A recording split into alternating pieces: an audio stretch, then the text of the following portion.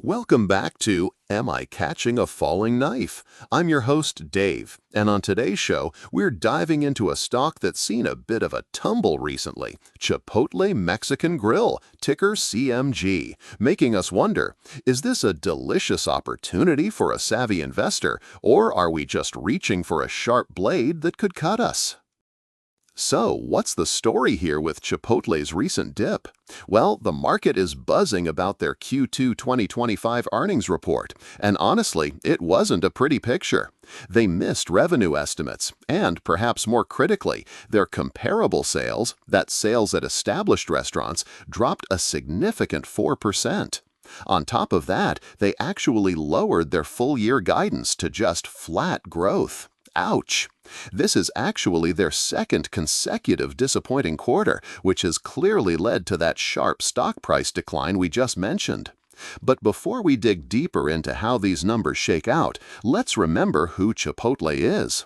CMG is the fast casual giant, renowned for its fresh, responsibly sourced burritos, bowls, quesadillas, tacos, and salads. They really emphasize their food with integrity mission. As of Q2 2025, they've got a massive footprint, operating over 3,800 restaurants globally, with a big strategic focus on expanding those Chipotle drive-thrus for digital order pickups. Essentially, all their revenue, 100% of it, comes from these restaurant operations, primarily in the U.S., which accounts for nearly 98% of their sales. They're typically a cash cow, with over $1.5 billion in free cash flow and, impressively, zero debt. Now, let's get into the numbers. So, how did we get to that earnings impact number? Let's break it down. First, that 4% drop in comparable sales is a very big deal. Think about it. That's the core engine of their revenue, their established restaurant base, showing a significant slowdown. Since 100% of their revenue comes from restaurant operations, this directly hits their top line where it counts.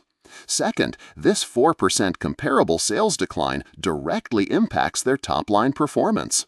And here's the kicker. They lowered their full-year guidance to flat growth.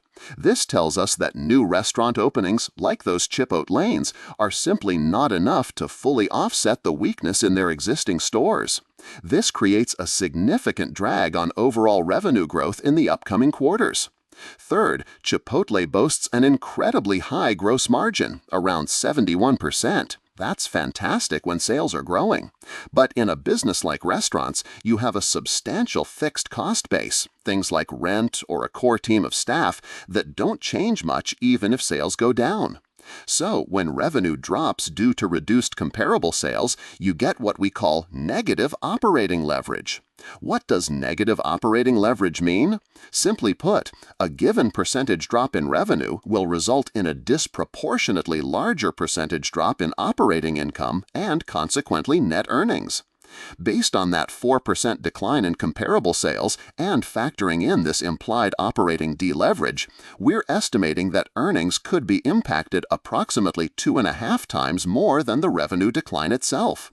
So, if we take that 4% effective revenue drag from comparable sales and multiply it by our estimated 2.5 times operating leverage factor, we're looking at a projected 10% earnings decline.